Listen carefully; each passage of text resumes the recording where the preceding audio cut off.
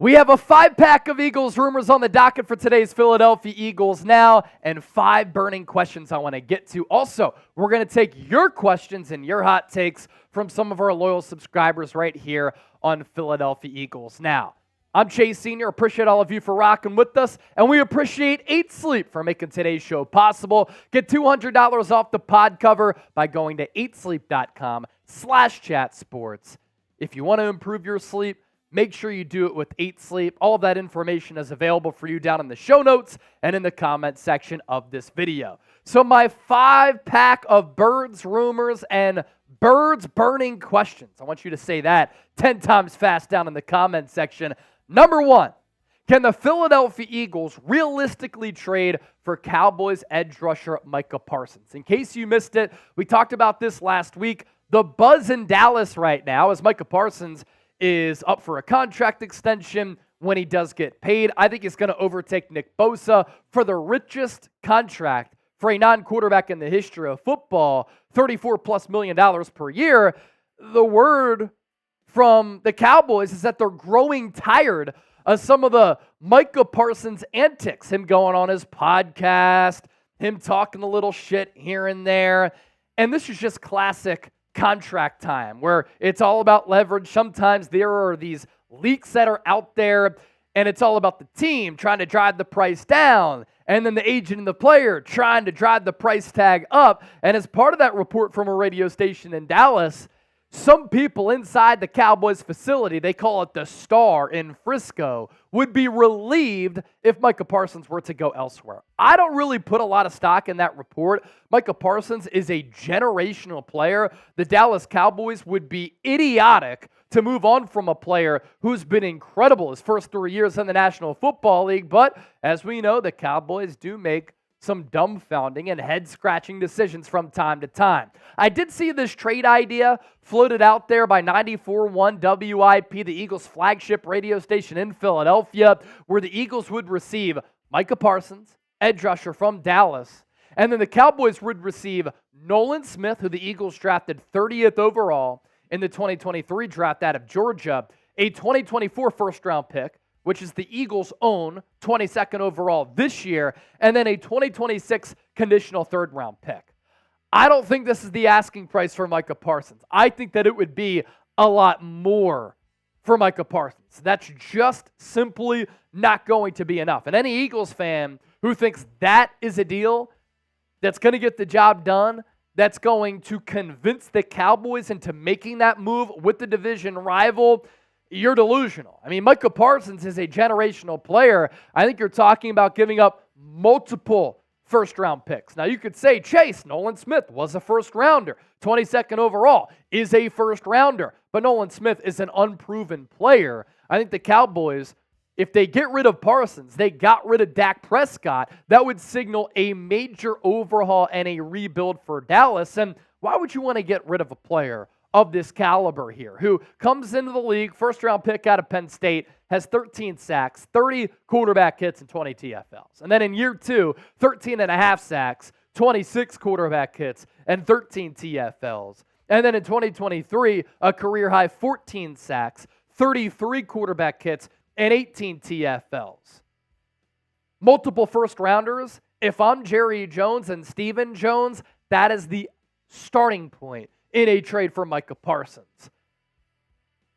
Birds rumor number 2, burning question number 2, is Justin Simmons still a possibility for Philadelphia in free agency? I think what the Eagles want to do, they want to see how the board falls in the NFL draft to see if they can get a safety of their choice, of their liking, of their preference. And when I was at the NFL Combine, they met with a lot of safeties in Indianapolis. I am surprised that the market has not been more robust for a player who's a 4-time All-Pro. He's a turnover-generating machine, leads the NFL in picks since coming into the league in 2016 with 30, and is a team captain. But that could mean that his asking price is a little bit too high right now, and as the days go on, the weeks go on in NFL free agency and this offseason, the price tag is decreasing a little bit. Money really isn't the problem. Philadelphia has a lot of cap space. Maybe they're just waiting out the market to see, and also waiting out to see what transpires during the draft. Number 3, is Howie Roseman the NFL's best general manager? I think that Howie Roseman, as far as his talent evaluation goes in the NFL draft, can be a little bit better. His roster construction has been good for a short amount of time. I'd like to see him do better of building teams that have success sustainably. He's made it to 2 Super Bowls as a general manager, won one, should have won another against the Kansas City Chiefs in 2022. But what makes Howie Roseman elite and one of the best general managers, if not the best? The Eagles still have around $50 million in cap space next offseason with all of these marquee players on the roster on both sides of the football. Jalen Hurts, $50 million per year contract. A.J. Brown, Devontae Smith making $25 million per. You have Dallas Goedert. You have Saquon Barkley. Landon Dickerson's making $21 million per year. You gave lofty contract extensions the last 2 off seasons to Lane Johnson and Jordan Mailata. You gave big money to Bryce Huff, C.J. Gardner-Johnson. You're paying a lot of money to Darius Slay and James Bradbury. In a way, Howie Roseman has kind of broken the system. And as far as managing the cap, honing in on these player contracts, Howie Roseman, absolutely elite. Burning question number 4 in this 5-pack, are the Eagles better going into 2024, or are they worse? Keep in mind that going into the draft, they can still fortify and improve this roster. Some of the big losses this offseason, hard to replace. Jason Kelce, Fletcher Cox, franchise icons, franchise greats, 2 of the best players at their positions throughout the entire duration of their respective careers, and Haason Reddick, who in 2 years in Philadelphia had 16 sacks year 1, 11 sacks year 2. The big additions, C.J. Gardner-Johnson, Bryce Huff, Saquon Barkley, Devin White. So with that, we bring on producer Chip. I think the Eagles are slightly better in 2024 than they were in 2023, also because I think the coaching staff is better with Vic Fangio and Kellen Moore. In fact, I think those are 2 of the most important offseason additions and acquisitions for Philadelphia. Producer Chip, what say you? I agree with you on the coaching staff front, and no matter what, this team I don't think would ever be as bad as they were down the stretch of last year. Even if they brought back the same players, there was just no way that was going to happen again. To me, I would like to think they're going to be a little bit better. I like the moves they made. The one thing I'd be a little bit concerned about, they're going to be relying on a lot of new players, whether that's guys they signed their first year with the team or guys that are younger and haven't really had much experience. You know, you're hoping a Cam Jurgens can work out. You're hoping a Tyler Steen can work out, or maybe a rookie you draft along the offensive line can step in. You're going to have to replace a Fletcher Cox, so you're hoping that Jordan Davis can be a 3-down player. You know, you're hoping that Bryce Huff can come and replace what you lost in Reddick. Right. Nolan Smith can take that next step. So you're relying a lot on the edges sort of guys that haven't really 100% proved themselves. Even Bryce Huff, you know, hasn't played a whole lot of snaps. So I would like to think they're going to be a little bit better, especially because of the coaching staff, as you mentioned. But I think they're going to have to go out and prove it. I'd be a little bit worried. Regardless, though, I think the offense should at least be in a decent shape with Saquon. You know what Saquon brings. I'm not worried about him. I would agree they're a little bit better, but we have to see it before we can 100% say they'll be better. Yeah, some feedback from people in the comment section. Antonio Holmes, way better. Estero Design, Eagles are better just based on the coordinators. I agree with that. And then Greg G, can't wait for the season to start. Some remaining holes on this roster and overall question marks and concerns. Right guard and center, wide receiver 3, defensive tackle depth, offensive line depth, linebacker, corner, safety. But again, they can address those positions in the upcoming NFL draft. And that is today's poll question, by the way. Are the Eagles better? Are they worse? Simply type B for better, W for worse in the comment section. We always love when you share your opinions on the show. And then at number 5 here, what are the Philadelphia Eagles going to do in the 2024 NFL Draft? We kind of just went over some of the weaknesses, some of the holes in the Eagles draft needs right now. No doubt, unquestionably, I think it's cornerback is priority number 1. Offensive line depth, because not only did you lose Jason Kelce, you Not really sure what Tyler Steen is at right guard. You also lost Jack Driscoll and Suopeda as offensive line depth. You did bring in C.J. Gardner-Johnson, but you're a little bit thin there as far as backups behind Sidney Brown. Reed Blankenship, is he a starter in this league? You have Devin White, Oren Burks, Nakobe Dean, but not a lot of depth at that linebacker spot either. Wide receiver 3, I wouldn't rule out Philadelphia taking a wideout in round 1 or round 2. Backup running back, I think you start to plan for the future a little bit because Kenny Gainwell is going to be a free agent after 2024. You can get some decent value there with the player in the mid to later rounds. Edge rusher, interior defensive lineman.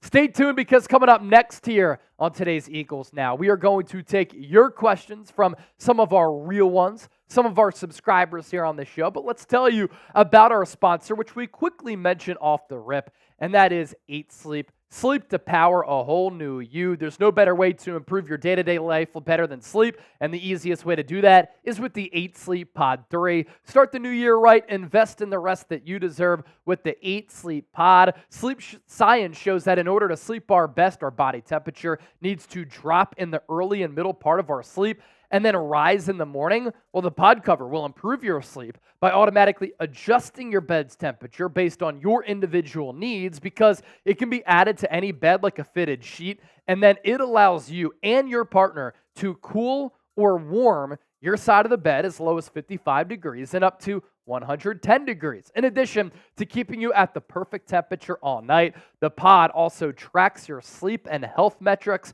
On average, pod users see their sleep quality improve by 32% after just 1 month on the pod. No better way to improve your day-to-day life better than sleep, so do it with 8 Sleep, $200 off, free shipping on the pod cover. Invest in the rest that you deserve. Kickstart the year fully charged, and you'll get a better sleep with 8 Sleep. All of this information is available for you down in the show notes as well as in the comment section of this video. You put the device right next to your bed. You power everything right from the power of your own smartphone. I'm telling you, this has been a game changer for me as I've been resting a lot better with 8 Sleep. All right, let's take your questions. Let's take your super chats here. Flipping the bird 85 with the $20 super chat here. Cooper DeJean is my first round choice, but I love Troy Fuatano out of Washington. You start him at guard. You have him graduate from Jeff Stoutland University as a starting right tackle when Lane Johnson retires, or Jackson Powers Johnson. Jackson Powers Johnson, Graham Barton, Zach Frazier. My 3 favorite centers in this draft class, I'd be fine with either of them. I'm not sure Philadelphia goes center round 1. I think they either go offensive line, cornerback, wild card. They could go with wide receiver. Cooper DeJean is so intriguing to me. He's my 5th-ranked corner in this draft class. I really like Quinion Mitchell, Kool-Aid McKinstry, Terrion Arnold, Nate Wiggins, and then Cooper DeJean. But I'm so intrigued by the possibilities of the ways that you can utilize Cooper DeJean.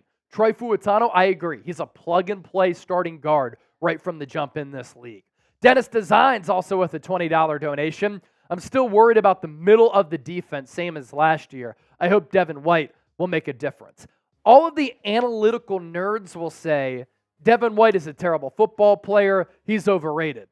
And I get it because the Pro Football Focus grades, the Pro Football Focus numbers have not been good. He does not grade out well, but he was good in pass coverage last year.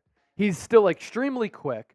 You can include him in some of these blitz packages, allowing him to be a game changer. And I expect Vic Fangio to do that. And when I watch him play, when I turn on the tape, your eyes automatically get attached to number 45 because he's a wrecking ball out there with his ability to wreak havoc with that sideline-to-sideline speed. That's already a massive upgrade from the slop that the Eagles had at the linebacker spot last year.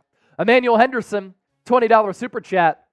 If the Eagles did draft a wide receiver in the 1st or 2nd round, which receiver would be a perfect fit for the Eagles? So it really depends on what you're looking for. If you're looking for an outside wide receiver in the 1st round, let's say you're taking a wide out at 22, or you want to move up or maybe trade back a little bit. The wide receiver is within their range because Marvin Harrison, Malik Neighbors, Rome Odunze are going to be gone, would be Brian Thomas, A.D. Mitchell, Xavier Worthy. Brian Thomas, a lot of size, good speed. A.D. Mitchell, size and speed. Xavier Worthy, smaller, under 170 pounds, but a burner with the record-breaking 4.21 40-yard dash, vertical threat, takes the top off of the defense, Deshaun Jackson-like, and has return ability. And then you think of other players who could go in the first round. Ladd McConkey, the slot wide receiver out of Georgia. If you want to go to the second round, you're looking at wide receivers like Troy Franklin, Xavier Legette, Malachi Corley, who's kind of a Deebo Samuel clone. Ricky Pearsall out of Florida is another slot guy. Roman Wilson, a slot guy. Dennis Designs, $10. And by the way, I think all of them would be scheme fits. It's just, what are you looking for? An ex-boundary wide receiver or a guy from the inside? Because Devontae Smith can play inside. He can play outside too. Sirianni, a better coach, better this year with all of the type A personalities. I think that the Eagles are better as a football team based solely on being much better at the coordinator positions. It's kind of wild when you think about it, and the moves made sense at the time, honestly, with what Philadelphia did. But they were coming off a Super Bowl, and they went with a first-time offensive play caller in Brian Johnson, who they loved internally, who had come up in the system, who Jalen Hurts has known since he was a kid. It made sense, right? Sean Desai, another up-and-coming defensive coordinator, but he had 1 year of play calling experience. Now, it's drastically different, right? You have Vic Fangio, long-term veteran defensive coordinator in this league, and then Kellen Moore, who's called plays for top 5 offenses consistently for a long sample size. And I think that's, in turn, going to help Nick Sirianni. John Monroe, longtime watcher, Cowboys! What would be your ideal Howie trade-up partner? Yeah, interesting. I think you're looking at the Pittsburgh Steelers to go from 22 to 20. You're looking at the Jacksonville Jaguars to go up from 22 to 17. Maybe you go further in the teens with a team like the Seattle Seahawks, who could look to gather picks and trade back. The wild card one is the Denver Broncos. They're 12th overall, but have no second-round pick. So do you give up 22 and 50, 22, 50, and 53 to go up to number 12? That might be a deal that Denver really likes, and then they get 3 players inside the top 53 to streamline that rebuilding process. Andrew Nathan, RPS, what up, brother? I saw early on X a possible trade with Seattle. We would give up 22 and 50 for Seattle's 16th pick and a third-round pick. Would you make that trade? See, that's what I'm kind of talking about there, and Andrew Nathan, funny guy on X, by the way, great sense of humor. That's the type of trade I think that could make sense for both parties, where the Eagles would have 16 and 53 still. They go up from 22 to 16, and then Seattle gets 22 and 50 if they don't really like how the board is falling at number 16 overall. Astro Design, my opinion is that Howie should draft the best player available at every draft position and take any favorable trades that get us more picks. Do you agree? I agree with the best player available strategy. I always think that is a great strategy to take, because you want to get the best players on your football team, and then you figure out the rest later, and that's up to the coaching staff to figure that out. And I agree. If there's a trade that makes sense to trade up or trade back to gather picks or get that player that you covet, I'm going that route. Howie Roseman, myself, if I were running a front office, always looking to be aggressive. Dean Kennedy, watching from Harrisburg. Shout out to the 717. What tight end should we target? If Brock Bowers falls to 22, I'd be intrigued, but I think it's a lock that he goes number 10 to the New York Jets. Other tight ends that I like, Jatavion Sanders out of Texas and Jared Wiley out of TCU. Eric Millis, what are your guys' favorite corners in the draft? I have my corner big board that we can pop up here on the show, and it's all very closely contested for the cornerbacks that I really like in this draft class. Quinion Mitchell, he's long, he's fast, great ball skills, toughness, swagger, confidence, dog mentality. Kool-Aid McKinstry has a lot of those same qualities, but he's not as quick. Quinion Mitchell is a 4.3, 4.4, 40-yard dash guy. Kool-Aid's more of a 4.5 runner. Terrion Arnold is quicker than Kool-Aid, also has good ball skills, but not as refined, in my opinion, as Kool-Aid. Nate Wiggins, 4.3, 40 guy. He can make plays on the football and is very talented in that regard, but I worry about the lack of size because he's a string bean. And then Cooper DeJean, just an all-around athlete who can be used as a Swiss Army knife in the defense. Be sure to subscribe to us here on Philadelphia Eagles Now for daily coverage on the Birds. Hit that sub button down below and keep it locked here for daily coverage on Philadelphia.